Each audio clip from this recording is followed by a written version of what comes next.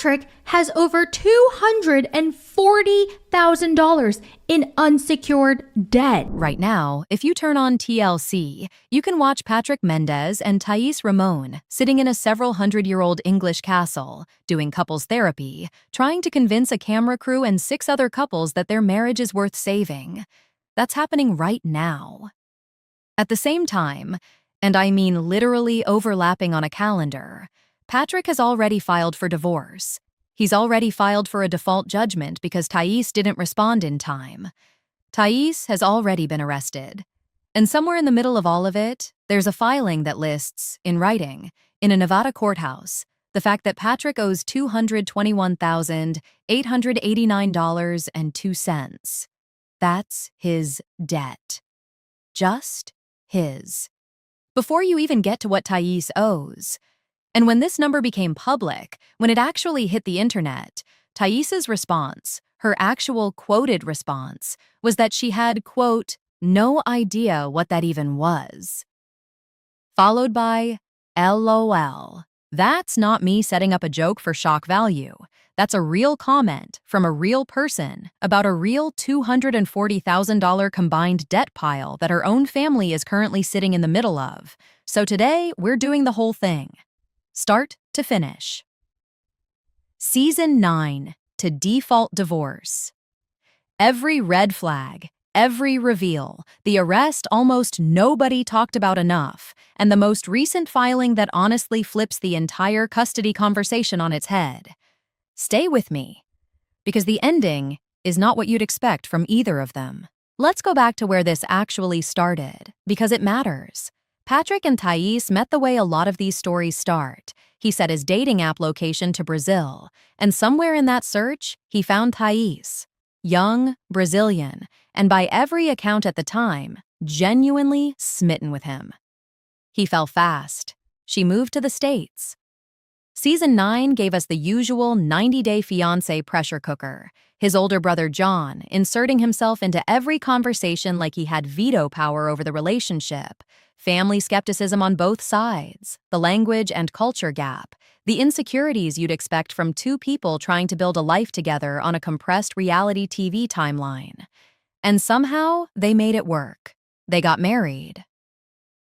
For a while, fans genuinely pointed to them as one of the success stories, not the train wreck, the one that proved the franchise could produce something real. Then came Happily Ever After, and on the surface, it still looked like progress. Patrick flew to Brazil to make peace with Thaís's father, who had never actually given his blessing for the marriage in the first place. That's a real olive branch, flying across the world to fix a relationship with your father-in-law. And not long after, they welcomed their daughter, Alice. By every measure that matters on this show, that's the happy ending. That's the edit you'd want frozen forever. But if you were watching closely, the cracks were already starting to show, even then. Thaís was making more and more trips back to Brazil. Patrick, more often than not, wasn't part of them. The distance, and I don't just mean geographic, kept growing. Nothing dramatic yet. Nothing that screamed disaster. Just enough space opening up between 2 people who used to not be able to stand being apart. Here's where I want you to pay close attention, because this next stretch is the part almost nobody outside a handful of entertainment outlets actually covered in full. Between seasons, things got harder in ways the show didn't fully capture. There was a failed business, a move to Las Vegas. And in TLC's own description of what was going on with this couple, they summed it up about as plainly as a network ever does. A business that collapsed, a family tragedy, and a run of health problems, all landing on top of each other at once. That's the kind of stretch that breaks people. And it's around this exact window that Patrick's debt started piling up in a way that would eventually become public record. In February of 2025, American Express filed a lawsuit against Patrick. 4 days later, Truist Bank, through their Lightstream lending arm, filed their own complaint, alleging he'd taken out a loan and stopped paying on it, with the balance sitting north of $82,000 at the time of filing.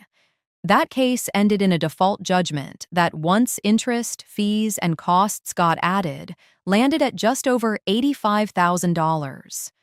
Then, in April of 2025, JP Morgan Chase came in with a third lawsuit.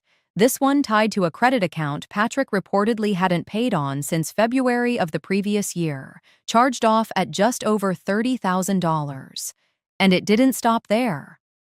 2 more default judgments hit him in November of 2025, adding another $20,000 on top of everything else. Add it all up, and you get that number, $221,889, owed across multiple banks and credit card companies. And when you fold in roughly $20,000 in credit card debt reportedly carried by Thaís, the household total clears $240,000, not counting the house, not counting either car. As of the most recent reporting, neither of them has filed for bankruptcy. I want to sit in that number for one more second before we move on, because I think it's genuinely stunning, and not in a let's dunk on them way. $240,000 is the kind of debt that quietly reshapes a marriage long before anyone outside of it ever finds out. It explains the tension you'll see on screen this season far better than anything a producer could script, and it makes Thaís's public reaction to all of it, that she had no idea what that number even was. LOL. Land very differently once you understand the scale of what she was reacting to. Now, before we get into the legal collapse of this marriage, there's a piece of this story that deserves a more serious tone, because it involves an arrest, and arrests involving real families are not something to joke about. On May 22nd, just one day after Thaís was served with divorce papers, police responded to a domestic incident at Patrick's home in Nevada. According to the police report, Patrick told officers he'd gone to Thaís's home so their daughter could say goodbye before Thaís left for a trip to Brazil, and that an argument broke out once he was there. He claimed Thaís slapped him during that argument, and officers noted he had visible marks consistent with that account. When officers spoke with Thaís separately, she described Patrick as controlling throughout their relationship and said that while the confrontation happened, she acted in self-defense. Based on what they found at the scene, officers determined there was probable cause, and Thaís was arrested for misdemeanor domestic battery and later released on bond. Here's the part that matters just as much as the arrest itself. 2 days later, on May 24th, prosecutors decided not to move forward with the charge. It was dropped. That doesn't erase that the arrest happened, and it's now part of the public record tied to this case. But it also means we should be careful not to treat a dropped charge the same way we'd treat a conviction. 2 people gave conflicting accounts of one bad night, and the legal system ultimately chose not to pursue it. What it did do, fairly or not, is become part of the backdrop for the custody fight that was already forming around their 3-year-old daughter. Which brings us to the part of this story playing out on your TV screen right now, in real time, in a literal castle.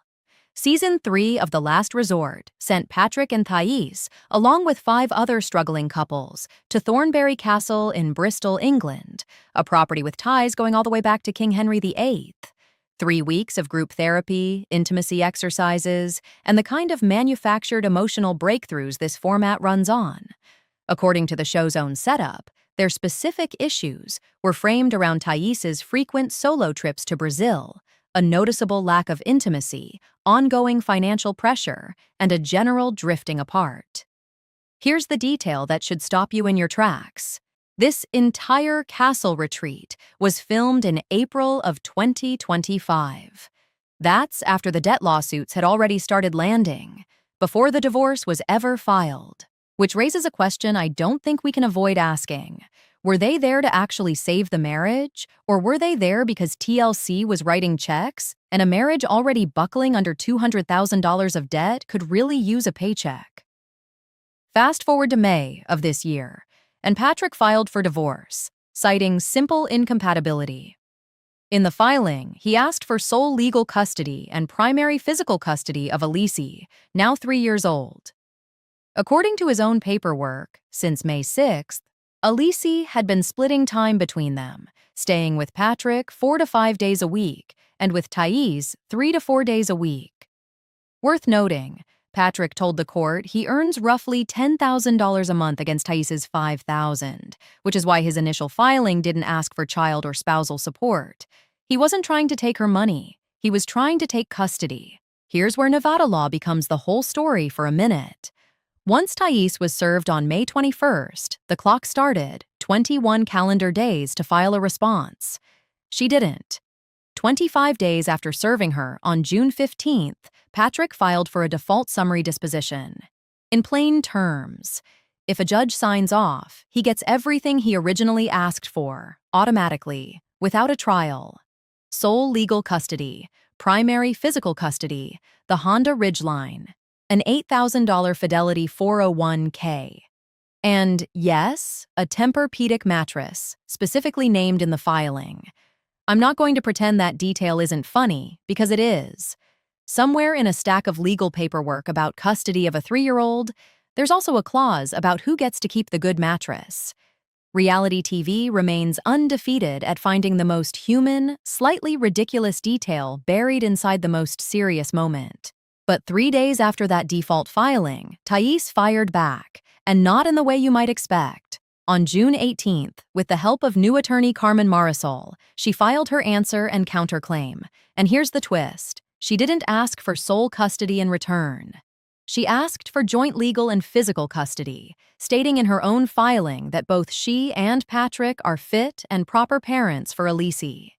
She's also asking the court to calculate child support under Nevada statute, and her filing alleges that Patrick is already behind on payments, that there are arrears owed. She's asking that Patrick be solely responsible for the cost of the child's health insurance, and she's pursuing spousal support of her own. Her legal team has been vocal in defending her position, with one attorney publicly stating that Thaís has rights that will be protected, and that no one should be bullied into silence because of where they're from. Because Thaís avoided a default judgment by filing in time, there's now a case management conference scheduled for August, which means this is far from over. So here's where this actually stands. 2 parents, both currently appearing on national television in a castle, doing therapy exercises for cameras, while simultaneously fighting over custody, support, and a Tempur-Pedic mattress in a Nevada courtroom. A 3-year-old girl who, through absolutely no fault of her own, is currently the only person in this entire story with nothing to gain and everything to lose. And a couple who, 4 years ago, were one of the rare 90-Day Fiancé stories fans actually rooted for. My honest take, watching this unfold from the outside, I don't think either of them handled the financial side of this well, but I also don't think either of them is the villain here. $240,000 in debt doesn't happen because one person is reckless. It happens because life got hard, decisions got desperate, and nobody course-corrected in time. What I do think deserves real credit is that once the dust settled, Thaís didn't go scorched earth in custody. She asked for a joint. That's not nothing. And what concerns me is the timeline TLC chose to air, knowing full well while editing this season that the marriage they're selling you as a redemption arc was already legally over behind the scenes. So here's my question for you, and I actually want to know what you think. Go ahead and drop it in the comments. Looking at everything we just walked through, from season 9 all the way to this default filing, was there a single moment watching them on the show originally where you felt like this was coming? Or did this genuinely blindside you the way it blindsided most of the fan base? And if you're still not over the mattress clause, I don't blame you. I'm not either. If you want the next deep dive, I'm already working on the full breakdown of what happens when this case management conference hits in August, because based on everything in these filings, that hearing could decide a lot more than just custody. Subscribe so you don't miss it, and I'll see you in the next one.